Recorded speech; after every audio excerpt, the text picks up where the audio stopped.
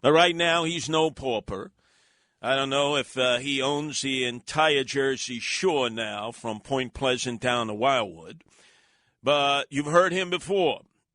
He wants to be called Dr. Steve Adubato in tribute to Dr. Biden, the wife of President Joe Biden.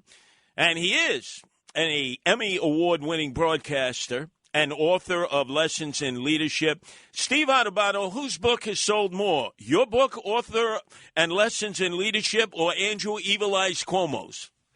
Well, both of the books deal with leadership. And let me just say that in my book, Curtis, the difference is I admit to making mistakes as a leader, and it's last time I checked, the governor has not.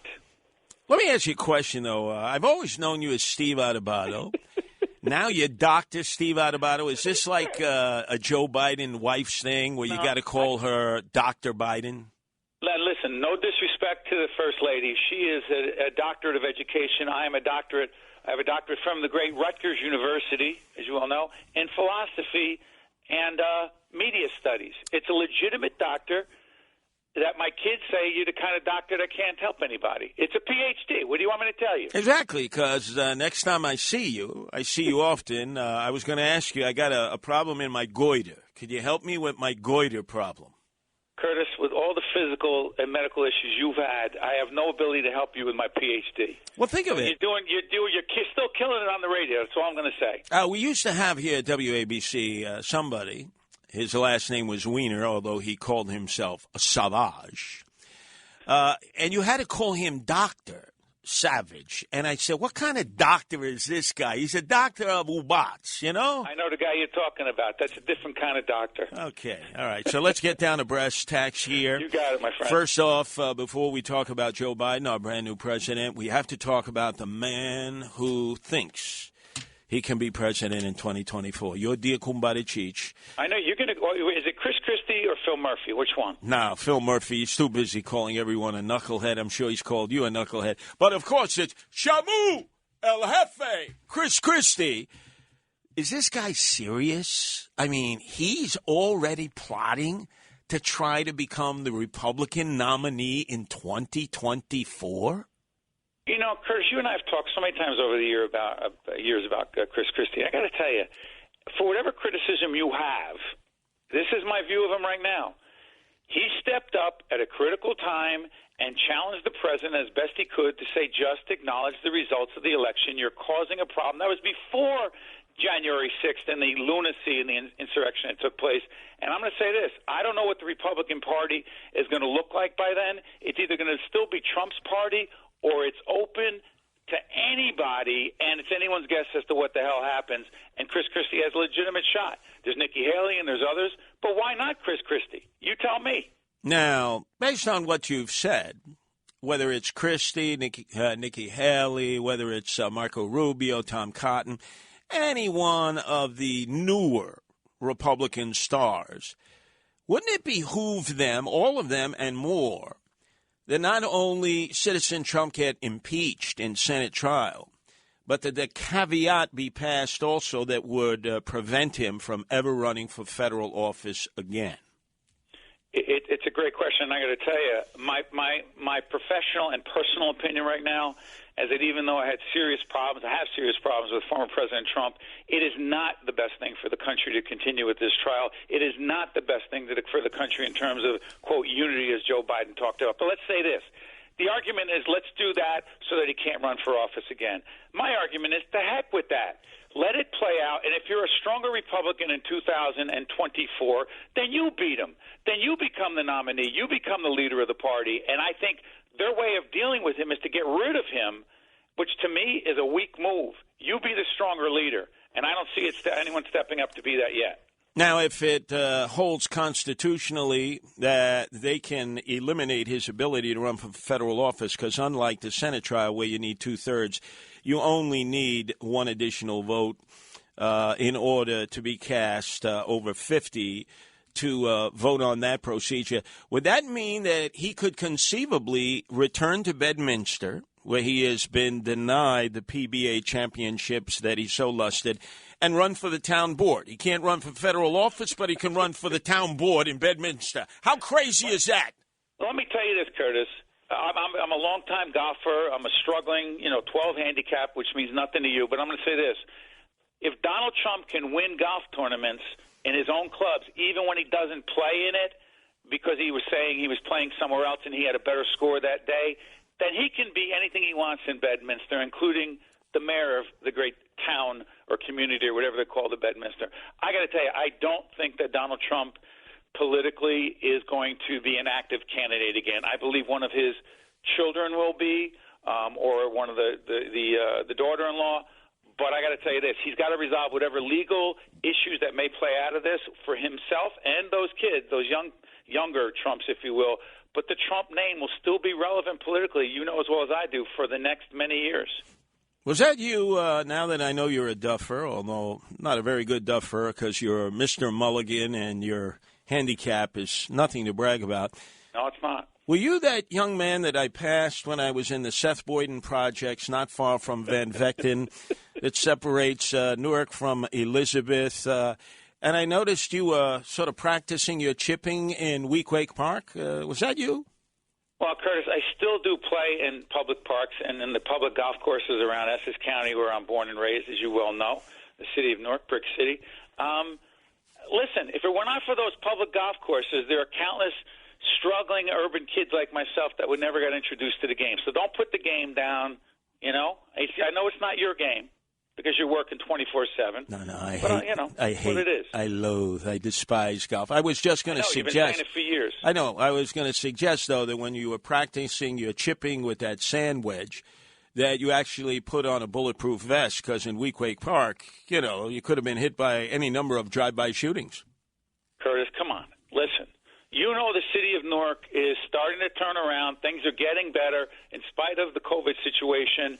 There's investment in the city. I'm not going to be a cheerleader for the city, but I'll say this. It's not what it was when you were here in the city trying to fix things up when the crime situation was out of control. Do you know that not one cop in the city of Newark in 2020 fired their gun? Come on. That counts for something.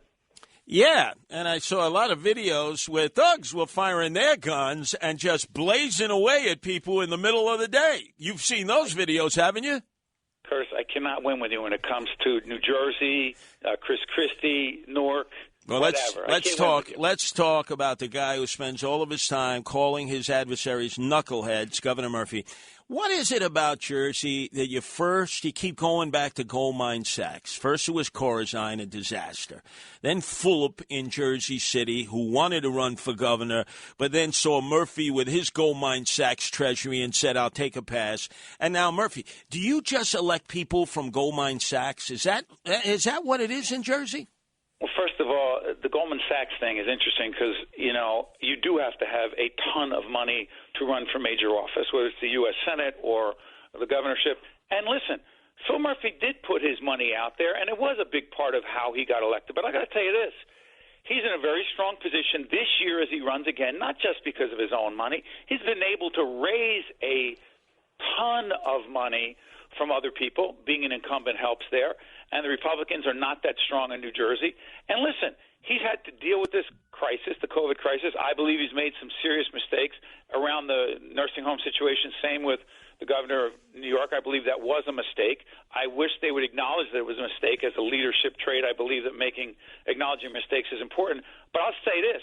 Murphy's in a pretty damn strong position right now to be reelected governor in a state, and that's not only about money. That's about the fact that he's perceived to be, mistakes and all, people frustrated in business. I get it with the shutdowns, the 25% in the restaurants. I believe most people believe he's a solid leader in a crisis, Curtis. I really believe that. Hold on, Steve. Hold on. Let me take you up on 2 points. I'm looking at the map of all the restrictions of people who cannot get the vaccine yet, whether it's terrible. Pfizer or Moderna. And yet, in your state and nearby Pennsylvania, Governor Wolf have decided that smokers should be prioritized. Smokers, not old ladies and old men, of which I am now because I'm 66, but smokers. Curtis, I got to tell you, this one legitimately bothers me. And I know there's a very close relative of mine who listens to you every day who's listening right now. Just because you're a smoker and you got to the front of the line, it doesn't mean it makes sense. And by the way, you don't even have to prove that you're a smoker. You just have to say you're a smoker. This vaccine distribution plan and the execution of it has been abysmal. You don't need me to tell you that, Curtis. Not only in terms of the distribution from the federal government, from the supply with Moderna and Pfizer, but the rules make no sense. And the smoker thing ahead of teachers, horrific. Speaking of smoking, Steve Adubato, who wants to be called Dr. Steve Adubato. No, not you, Curtis. No, just listen. We've been together too long. You just call me Steve. It's fine. Yeah, I call you Jorn Dugorn. Yeah, you're a doctor. But anyway, let's get back to Jersey and Murphy. I remember Murphy was on with Tucker Carlson, and they were debating why liquor stores were open, but churches, synagogues, mosques were closed. And he said that a liquor store was an essential business. For what, Madon Amai? What, to get drunk? You know, Curtis, I got to tell you, overall, I do believe the governor has done a solid job. But there are decisions like that that defy logic, that actually are insulting to people for whom their faith means a great deal to them. And that one will never make sense to me. It just doesn't. The smoker thing and liquor stores as essential services, while services, religious services, were restricted, outlawed, banned, limited. Listen, that will never make any sense to me. And the governor, to me, needs to be more candid about those things that are just illogical and acknowledge that they don't make sense and make the changes and make an adjustment. Now, question here, Steve Adubato. You are the Jersey kid. I hate Springsteen. I hate Bon Jovi. I wouldn't even watch that celebration last night because of those two guys. But I do listen to you, Steve Adubato, in your many presentations. But I ask you this. We have Puff Puff Pass. The residents of New Jersey passed an initiative and referendum to have the recreational use of marijuana in this recent election between Trump and Biden. What's going on? Who's getting wine, dined, and pocket line? How come people can't get legal marijuana? There are people here in New York salivating to come through the PATH tunnels, the Hoboken tunnels, so they can hit Hoboken and Jersey City to do Puff Puff Pass. What's going on? Okay. First of all, a couple of things. By the way, you were the last interview I did in the studio in New York before COVID, so I'm looking forward to have you come back to do the same thing on the television end with me. But let me not duck the question. There is some sort of stalemate in New Jersey between the governor and members of the legislature who push for the legalization of marijuana over how to deal with younger people who choose to use marijuana and what's criminalized, what is decriminalized, and how they're going to be treated. So to me, this issue is caught up in the bureaucracy and the political gamesmanship going on in the State House in Trenton. And everyone who thought this legalization was going to take place is going to have to wait until whatever deals get cut that have nothing to do with marijuana and the horse trading. I know this sounds like inside baseball, but that's what's going to happen, Curtis. There are going to be deals that get made in order for this to be legalized and executed and implemented that have nothing to do with marijuana. It's about deals in the State House. Let me describe it as being wine dined and pocket lined. That's how you describe it. It's deal making, and who God knows what's going to go on behind those closed doors. But it's not about marijuana. Final question. President Joe Biden, he said he wants to unify the nation. He gave a truncated speech, which I appreciated. He didn't go on and on. Yeah, shorter is better. Right. Can he do this? I mean, you have been a lifelong Democrat, although at times you have supported Republicans. No, I'm an independent who leans a certain way. Go ahead. Okay.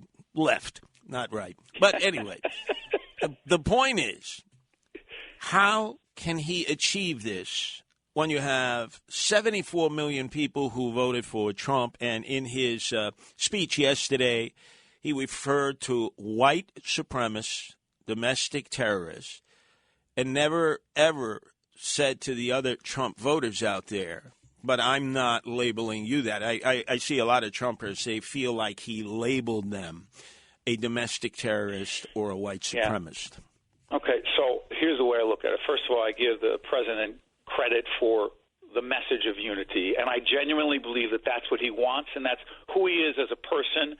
His faith means a lot. He disagrees, but he's never nasty to people in the way he does it. That being said, I believe it was a mistake to paint with a very broad brush, and a large number of my friends who I grew up with not only voted for Donald Trump, but I also know they're not racist. They're not white supremacists. And I got to tell you, the President Biden, needed to do a better job of differentiating between legitimate people who believed in Donald Trump or believe in his economic policies or whatever, and the other folks that he's talking about who were there on the 6th of January, an insurrection, a riot, violence. You've got to make that distinction, because if you don't, you'll never be able to bring this country together. And listen, there's some folks who are never going to respect Biden as the president. That's their business. I didn't vote for Trump, but I always acknowledged him as my president, as our president. But Joe Biden's going to have to make that distinction, or there are going to be too many people that say, you're not lumping me in with those crazies, right-wing, white supremacists. That's not who I am. And Biden's got to do a better job of that, or they're going to tune him out.